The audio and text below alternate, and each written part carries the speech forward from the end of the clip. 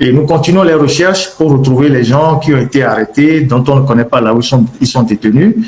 Et je tiens à préciser que nous devons rester solides dans la tête parce que la liberté, la liberté s'arrache au prix de 1000 sacrifices. Nous les Togolais, nous ne sommes pas généralement résistants. Quand on commence quelque chose, dès qu'il y a, on le fait 2 ou 3 jours, après on abandonne. Mais si vous abandonnez plus tôt, vous n'allez jamais vous en sortir. En Afrique du Sud, où je suis allé regarder un peu à plusieurs reprises, vous allez dans les townships, vous allez dans les musées, le musée Nelson Mandela, dans les townships, toutes les grandes places qui sont réservées à l'histoire en Afrique du Sud, vous allez voir comment ils sont restés constants dans la lutte jusqu'à ce qu'ils ne prennent le dessus sur les Blancs. Et ça a été une lutte âpre, très, très, très dure. Et j'ai même pris une photo à la place Peterson, là où ils ont été assassinés. Donc, il faudrait que nous ayons la résilience dans ce combat-là. C'est très important. Ce sont des choses que nous devons inculquer à nos compatriotes. S'il vous plaît, vous pouvez continuer pas à taper le live sur TikTok. Ils sont en train de le signaler. On est à 11 000 cas pratiquement.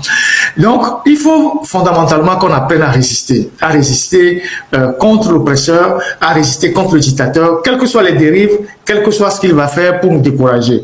Et donc, j'ai une pensée pour tous ces gens-là qui ont été victimes de la sauvagerie, de la barbarie, des gens dont nous nous demandons s'ils sont véritablement togolais, de quel coin ils viennent du Togo. Est-ce que ces gens-là, avec la bestialité qu'ils affichent devant le monde entier, ils ont qualité à nous gouverner. C'est-à-dire, on ne peut pas, en 2025, accepter ce niveau de violence et de sauvagerie d'individus qui ont aussi des enfants, des épouses et des parents à la maison.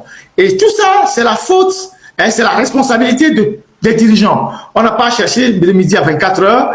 Le premier donneur d'ordre, je vous avais dit dans le live du dimanche passé, que fort.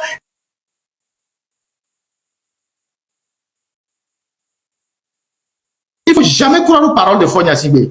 Et il faut bien observer l'individu. Tous les mensonges qu'il aligne. C'est Faure Gnassingbé qui nous a dit, pour que la démocratie marche en Afrique, il faut plus de 2 ou 3 mandats.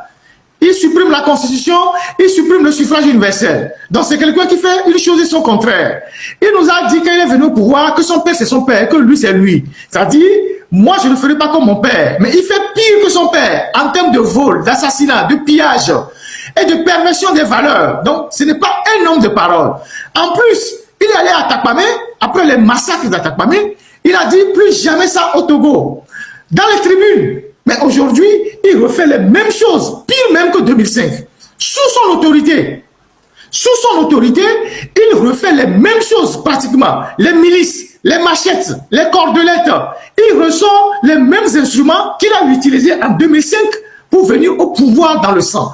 Donc, c'est pas quelqu'un de parole. C'est quelqu'un qui sait que s'il quitte le pouvoir demain, il va avoir maille avec la justice nationale et internationale. Donc, il va s'accrocher jusqu'au bout.